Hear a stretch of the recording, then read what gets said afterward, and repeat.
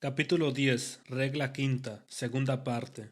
Paralelo de ideas. Para conseguir idea completa y exacta de lo que enseña la escritura en tal o cual texto determinado, tal vez obscuro o discutido, se consultan no ya sólo las palabras paralelas, sino las enseñanzas, las narraciones y hechos contenidos en textos, o pasajes aclaratorios que se relacionan con dicho texto obscuro o discutido. Tales textos o pasajes llamanse paralelos de ideas. Al instituir la cena dio Jesús el vaso a sus discípulos diciendo bebed de él todos. ¿Significa esto que sólo los ministros de la religión deben practicar del vino en la cena con exclusión de la congregación? ¿Qué idea nos proporciona los paralelos? En 1 Corintios 11, 22 al 29, nada menos que 6 versículos consecutivos nos presentan el comer del pan y beber del vino, como hechos inseparables en la cena, encargándolos a todos los miembros de la Iglesia sin distinción.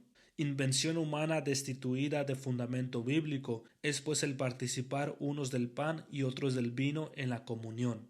Al decir Jesús sobre esta roca edificaré mi iglesia, ¿constituye a Pedro fundamento de la misma? Estableciendo el primado de Pedro y de los papas, como pretenden los papistas. Nótese primero que Cristo no dice sobre ti, Pedro, ni sobre esta piedra edificaré mi iglesia, sino que dice sobre esta roca. Pero ¿sobre qué roca? Nada mejor que los paralelos que ofrecen las palabras de Cristo y Pedro, respectivamente, para determinar este asunto, o sea, el significado de este texto. Pues bien, en Mateo 21, 42 al 44, se nos presenta a Jesús mismo como la piedra fundamental o cabeza de esquina, profetizada ya y tipificada en el Antiguo Testamento. Y en conformidad con esta idea declara Pedro mismo que Cristo es la piedra viva, la principal piedra del ángulo, en Sión, la piedra desechada por los judíos que fue hecha cabeza del ángulo. Primera de Pedro 2, 4 al 8.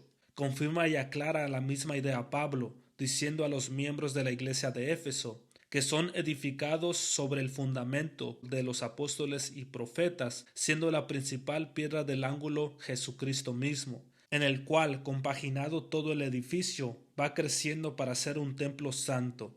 Desde este fundamento de la iglesia, puesto por la predicación de Pablo como perito arquitecto, entre los corintios dice el apóstol que nadie puede poner otro fundamento que el que está puesto, el cual es Cristo Jesús. Cotejando estos y otros paralelos, llegamos a la persuasión de que Cristo en este texto no constituye a Pedro en fundamento de su iglesia.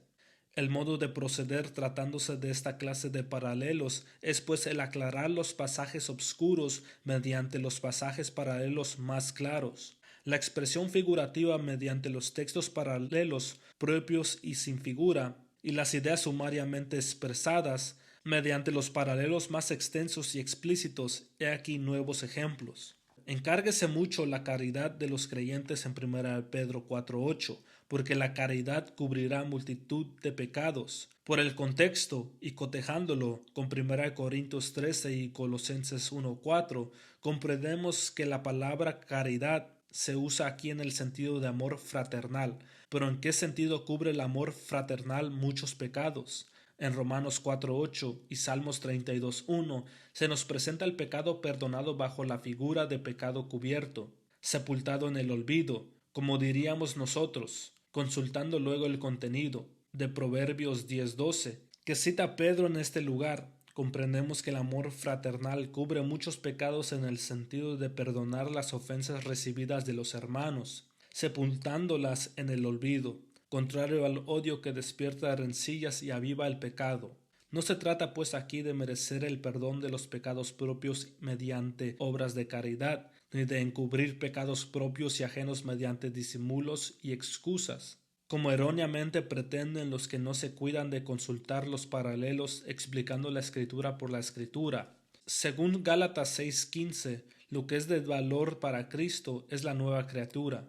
¿Qué significa esta expresión figurada? Consultando el paralelo de 2 Corintios 5:16, hallamos que la criatura nueva es la persona que está en Cristo Jesús, para la cual todas las cosas viejas pasaron y todo es hecho nuevo. mientras que en Gálatas 5:6 y 1 Corintios 7:19 se nos presenta la criatura nueva como persona que tiene fe y observa los mandamientos de Dios. Pablo expone sumariamente la idea de la justificación por la fe en Filipenses 3:9, diciendo que desea ser hallado en Cristo, no teniendo su justicia que es por la ley, sino la que es por la fe de Cristo, la que es de Dios por la fe. Para conseguir aclaración de esta idea es preciso acudir a numerosos pasajes de las cartas a los romanos y a los gálatas, en los cuales se explica extensamente cómo por la ley todo hombre es reo convicto delante de Dios, y cómo por la fe en la muerte de Cristo, en lugar del pecador, el hombre sin mérito propio alguno queda declarado justo y absuelto por Dios mismo.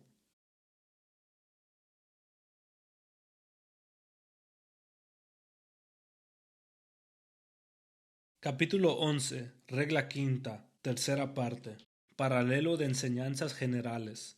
Para la aclaración y recta interpretación de determinados pasajes, no son suficientes los paralelos de palabras e ideas. Es preciso acudir al tenor general, o sea, a las enseñanzas generales de las Escrituras. Tenemos indicaciones de esta clase de paralelos en la Biblia misma, bajo las expresiones de enseñar conforme a las Escrituras, de ser anunciada tal o cual cosa por boca de todos los profetas, y de usar los profetas o predicadores, su don conforme a la medida de fe, es decir, según la analogía o regla de la doctrina revelada.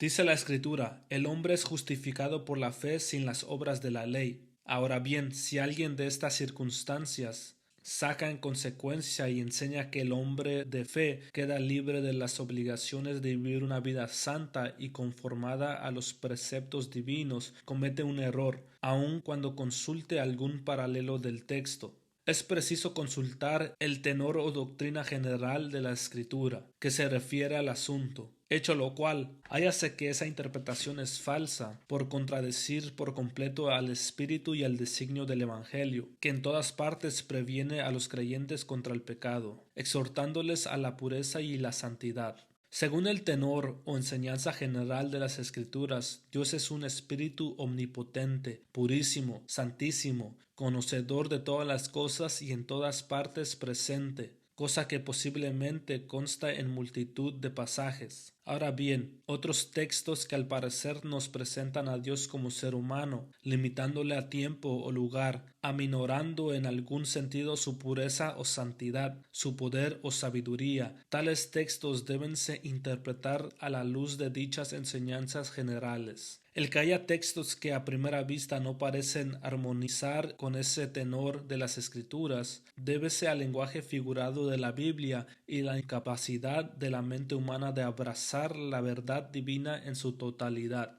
Al decir las Escrituras, todas las cosas ha hecho Jehová por sí mismo, y aun al impío para el día malo. ¿Quiere enseñar aquí que Dios ha creado al impío para condenarle, como algunos interpretan este texto? Cierto que no. Porque según el tenor de las Escrituras en multitud de pasajes, Jehová no quiere la muerte del impío, no quiere que nadie perezca, sino que todos procedan al arrepentimiento. Y por tanto, el significado de la última parte del texto debe ser que el Creador de todas las cosas en el día malo sabrá valerse aún del impío para llevar a cabo sus adorables designios. ¿Cuántas veces por la providencia de Dios no hubieron de servir los impíos cual azote y plaga a otros, castigándose a sí mismo a la vez? Paralelos aplicados al lenguaje figurado. A veces es preciso consultar los paralelos para determinar si un pasaje se debe tomar al pie de la letra o en sentido figurado. Varias veces nos presentan los profetas a Dios, por ejemplo, con un cáliz en la mano, dando a beber los que quiere castigar, cayendo estos en tierra, embriagados o aturdidos. Esta representación breve y sin explicación en ciertos textos hállase aclarada en el paralelo de Isaías 51:17, 22 y 23, donde aprendemos que el cáliz es el furor de la ira o justa indignación de Jehová, y el aturdimiento o embriaguez, asolamiento y quebrantos insoportables. A propósito del lenguaje figurado, es preciso recordar aquí que alguna semejanza o igualdad entre dos cosas, personas o hechos justifica la comparación y uso de la figura. Así es que si hay ciertas correspondencias entre el sentido figurado de una palabra y su sentido literal, no es necesario, como tampoco es posible que todo cuanto encierra la figura se halle en el sentido literal. Por lo mismo, cuando Cristo, por ejemplo, llama ovejas a sus discípulos, es natural que no apliquemos a los discípulos toda clase de cualidad que encierre la palabra oveja, que aquí se usa en sentido figurado. En casos como este suele bastar el sentido común para determinar los puntos de comparación. Así comprendemos que al llamarse Cristo el Cordero solo se refiere a su carácter manso y a su destino a ser sacrificado, como el Cordero sin mácula lo era entre los israelitas. Del mismo modo comprendemos en qué sentido se llama al pecado deuda, a la redención paga de la deuda y al perdón remisión de la deuda o de la culpa. Y es evidente que el sentido de tales expresiones no se debe llevar a extremos exagerados. Si bien Cristo murió por los pecadores, no se sigue en consecuencia, por ejemplo, que todos los pecadores son o serán salvos. Y si bien Cristo cumplió toda la ley por nosotros, no resulta de ello que nosotros tengamos derecho a vivir en el pecado, o si bien consta que el hombre está muerto en el pecado.